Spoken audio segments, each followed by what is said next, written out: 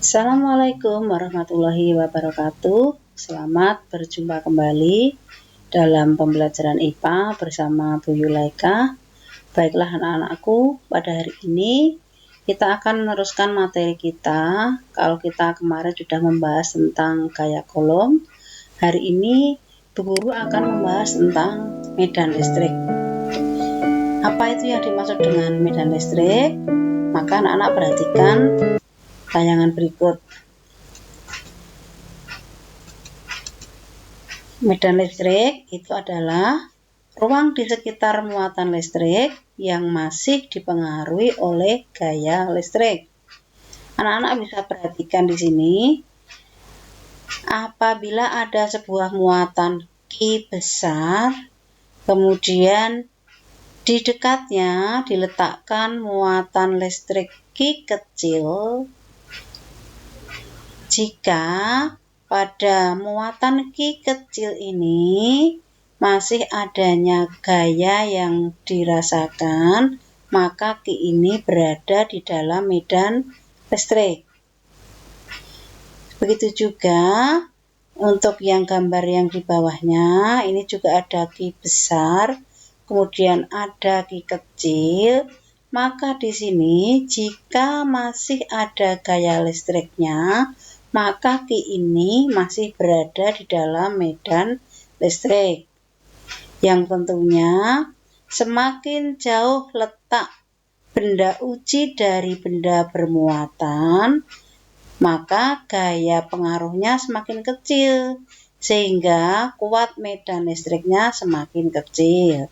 Dari keterangan Bu Guru tadi, maka untuk yang gambar atas dengan yang bawah, tentunya medan listriknya ini lebih besar yang gambar atas, karena Q yang di atas ini lebih dekat dengan Q besar. Sehingga semakin dekat muatan yang diuji dengan muatan Q besar, maka gaya listriknya juga semakin besar, menyebabkan kuat medan listriknya pun semakin besar. Sebaliknya, jika yang diuji Q kecil ini letaknya jauh dari Q besar, maka gayanya juga kecil, menyebabkan kuat medan listriknya juga semakin kecil. Kemudian anak-anak bisa perhatikan untuk menggambarkan garis-garis gaya listrik. Ini nanti kalian bisa lihat di sini bahwa medan listrik digambarkan sebagai garis-garis gaya listrik. Yang dari gambar nampak bahwa garis gaya listrik itu selalu keluar dari kutub positif. Jadi anak-anak perhatikan, ini anak panahnya adalah menuju keluar, yaitu selalu keluar dari kutub positif, kemudian masuk ke kutub negatif. Jadi dari muatan positifnya itu arahnya keluar, kemudian jika bermuatan negatif maka arahnya masuk. Atau dengan kata lain, arah garis gaya listrik muatan positif meninggalkan muatan, kemudian arah garis gaya listrik muatan negatif menuju muatan. Juga anak-anak bisa lihat pola garis gaya listrik pada dua muatan yang berdekatan. Di sini nampak ada dua buah muatan, yaitu muatan positif dan muatan negatif. Maka kemarin sudah kita pelajari di gaya kolom bahwa di sini timbul gaya. Apabila ada dua buah muatan yang berlawanan jenis, maka gayanya adalah gaya tarik yang besarnya kemarin bisa dihitung dengan hukum kolom. Sedangkan pola garis gaya listrik kedua muatan, seperti tadi dijelaskan Bu Guru, selalu keluar dari muatan positif masuk ke muatan negatif. Anak-anak perhatikan, yang muatan positif itu arahnya keluar, kemudian yang menuju negatif ini panahnya masuk ke kutub negatif. Kemudian perhatikan di sini, apabila ada dua buah muatan positif dengan positif, maka arah pola garis gaya listriknya keluar dari positif. Ini juga keluar dari positif, tidak ada gaya tarik-menariknya karena bermuatan sama-sama positif, maka yang terjadi adalah gaya tolak. Dan pola garis gaya listriknya adalah selalu keluar dari muatan positif.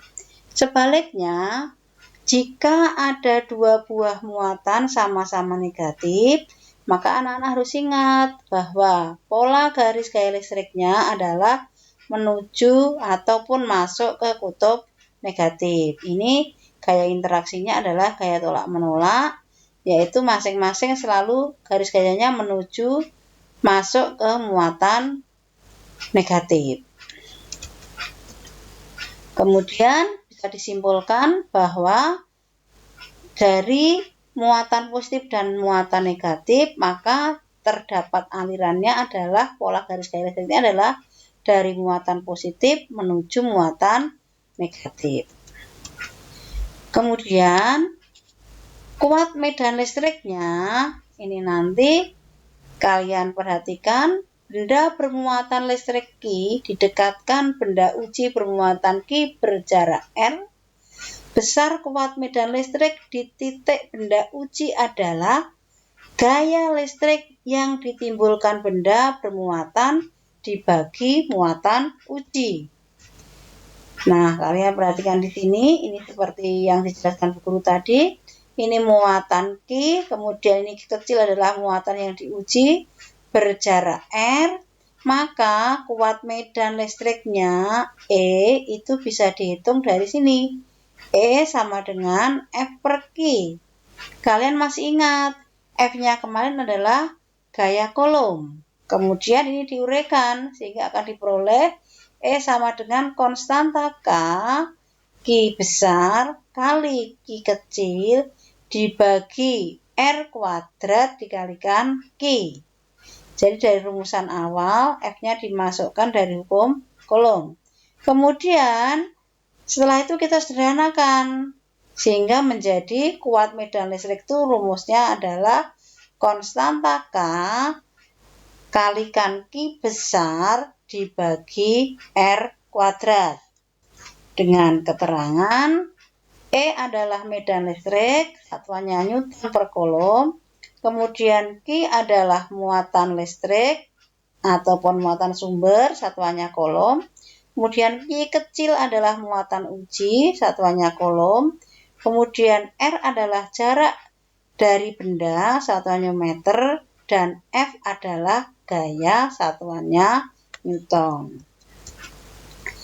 Sekarang akan Bu Guru lanjutkan tentang induksi listrik.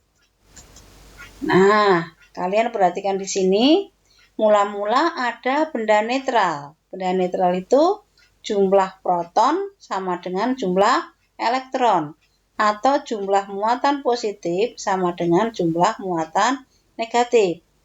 Kemudian, apabila benda netral ini didekati benda bermuatan, di sini adalah benda positif, maka kemarin interaksinya adalah jika berlawanan jenis akan tarik-menarik, jika sejenis akan tolak-menolak.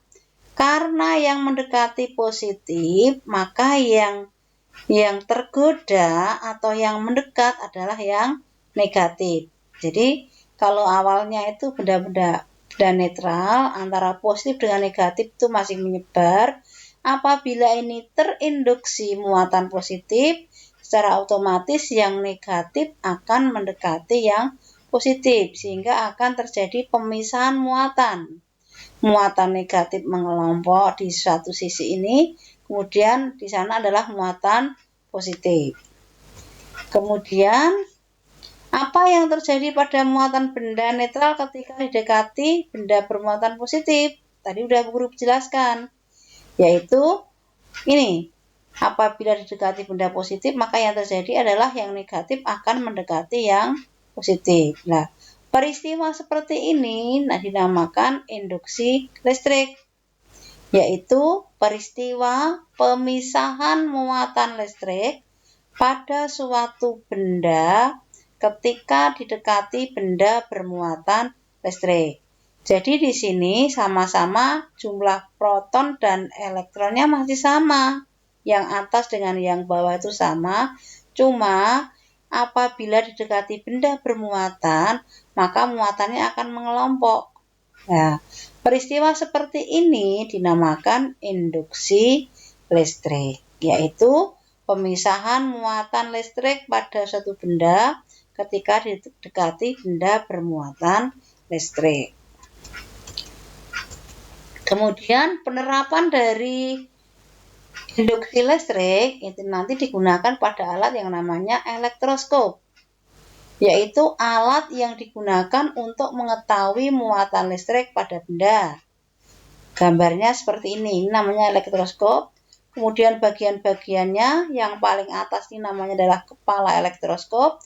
Kemudian yang sebelah sini adalah konduktor, yaitu penghantarnya. Kemudian ini adalah daun elektroskop dan dinding kaca. Kemudian bagaimana cara penggunaannya? Anak-anak bisa perhatikan di sini. Prinsip kerja elektroskop, pada saat elektroskop netral, daun elektroskopnya tertutup. Kalian perhatikan di sini. Daun elektroskopnya tertutup. Sedangkan pada saat elektroskop bermuatan, daun elektroskopnya terbuka. Contohnya ini. Ini membuka. Daun foilnya membuka berarti ini bermuatan. Tapi kalau ini menutup, maka ini bersifat netral. Kemudian anak-anak perhatikan di sini. Bagaimana muatan listrik pada elektroskop dengan induksi. Nah, di sini mula-mula elektroskopnya kita lihat ini masih menutup. Berarti ini bersifat netral. Sekarang bagaimana kalau kita dekati dengan benda? Nah, anak perhatikan. Ini didekati benda bermuatan positif. Maka di kepala elektroskopnya ini menjadi bermuatan negatif. Atau dengan kata lain, elektroskop ini terjadi peristiwa induksi, yaitu pemisahan muatan negatif dengan positif akibat didekati benda bermuatan. Jadi, kepala elektroskopnya jadi negatif, kemudian di daun elektroskopnya jadi positif. Nah, ini namanya peristiwa induksi, yaitu pemisahan muatan listrik positif dan negatif akibat benda didekati benda bermuatan. Nah, sekarang perhatikan. Kepala elektroskop didekati benda bermuatan positif, elektron dari daun bergerak menuju kepala elektroskop dan daun elektroskop membuka. Membukanya daun elektroskop ini, anak-anak masih ingat, karena di bagian sini itu positif sama positif, maka terjadi tolakan atau gaya tolakan. Nah, akibat gaya tolakan ini menyebabkan daun elektroskopnya membuka. Kemudian anak-anak perhatikan gambar berikutnya. Bagaimana jika, ini tadi keburu ulangi. Sekarang perhatikan di sini. Elektroskop ini tadi ini ada negatif, ada positif. Sekarang kalian perhatikan di sini. Jika ada elektron dari orang yang masuk ke kepala elektroskop, menyentuh ini kepala elektroskop, secara otomatis ada elektron yang masuk melewati orang tersebut. Nah, mula-mula tadi positif. Karena ada elektron yang masuk, maka akan menetralkan pada daun elektroskop. Sehingga daun elektroskopnya menutup. Berarti elektroskopnya sudah bersifat netral. Nah, nih, kepala elektroskop disentuh tangan, maka elektron dari bumi mengalir menuju elektroskop dan menetralkan daun elektroskop. Maka daun elektroskop menutup. Tadi anak-anak sudah dijelaskan. Jika daun elektroskop menutup seperti ini, maka daun elektroskopnya ini bersifat netral. Sebaliknya, jika daun elektroskopnya membuka, maka ini daun elektroskopnya bermuatan. Nah, kemudian di sini elektroskop menjadi bermuatan negatif karena menerima elektron dari bumi. Nah, jika nanti sudah netral, kemudian ada elektron yang masuk bisa menyebabkan elektroskop menjadi bermuatan negatif, sehingga karena bermuatan negatif daun elektroskopnya akan membuka. Ya. Kemudian jenis muatan benda terinduksi berlawanan dengan jenis muatan benda yang menginduksi. Bagaimana kalau yang didekatkan pada kepala elektroskop benda bermuatan negatif?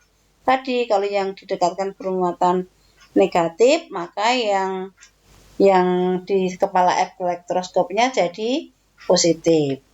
Nah, sekarang bagaimana terjadinya kilat? Kilat adalah, anak-anak pernah lihat apabila musim penghujan, yang sebentar lagi musim penghujan, maka sering terjadi kilat. Sebenarnya apa tuh kilat itu? Kilat itu adalah, nah, kan anak bisa perhatikan, ini. Karena rumah memiliki hambatan yang besar, maka ketika dilewati elektron dalam jumlah yang besar, rumah akan mengalami kerusakan, artinya rumah tersambar petir. Nah, ini sebenarnya apabila ada rumah yang tersambar petir, sebenarnya adalah lompatan elektron dari awan mau ke tanah. Ya, ini tujuannya awan ini supaya menetralkan dirinya dengan cara melepas elektron yang di awan, kemudian melewati rumah. Karena lompatan elektron itu berupa arus listrik, maka menyebabkan rumah bisa tersambar petir ataupun terbakar. Kemudian prinsip kerja penangkal petir, kalian perhatikan di sini. Nah, ini adalah dipasang penangkal petirnya di sini, ya. Mula-mula masih netral rumah ini, ya. Rumah ini masih netral, sehingga ini karena bernetral jumlah protonnya sama dengan elektron, kemudian ini dipasang penangkal petir. Penangkal petir harus dipasang paling atas pada bagian rumah, bentuknya runcing untuk memudahkan menangkap elektron. Kemudian kalian perhatikan, ini bila ada awan bermuatan negatif, ya, bermuatan negatif. Tadi karena yang mendekati negatif, maka yang negatif akan menjauhi sehingga akan masuk ke bumi. Nah, ini menjadi bermuatan positif sehingga menarik elektron ini masuk ke bumi. Lah, masuknya elektron ke bumi ini sekarang sudah melalui jalan, yaitu jalannya penangkal petir atau bersifat konduktor, sehingga akan aman rumah ini karena sudah diberi jalan masuknya elektron. Atau ketika rumah terinduksi oleh awan yang bermuatan sehingga atap rumah menjadi bermuatan positif, maka muatan-muatan negatif awan mengalir dari awan ke bumi melewati penangkal petir. Karena penangkal petir terbuat dari bahan konduktor yang baik, maka akan dilewati muatan listrik negatif sehingga memudahkan jalannya elektron masuk ke bumi. Ya. Kemudian akan terhindar oleh kerusakan atau terhindar oleh sambaran petir karena kita sudah memberi jalan, yaitu penangkal petir. Kemudian penerapan yang lain adalah generator Van-de-Graaff, yaitu mesin pembangkit listrik statis yang sangat besar, namanya adalah generator Van-de-Graaff. Kemudian kalian bisa perhatikan cara kerjanya seperti ini, ya. Kalian bisa perhatikan sebagai tambahan materi. Jadi generator Van-de-Graaff itu adalah mesin pembangkit listrik statis yang besar. Jadi untuk menimbulkan listrik statis yang besar, maka digunakan generator Van-de-Graaff. Oke, baiklah anak-anakku, untuk pertemuan kali ini Bu Guru cukupkan sekian.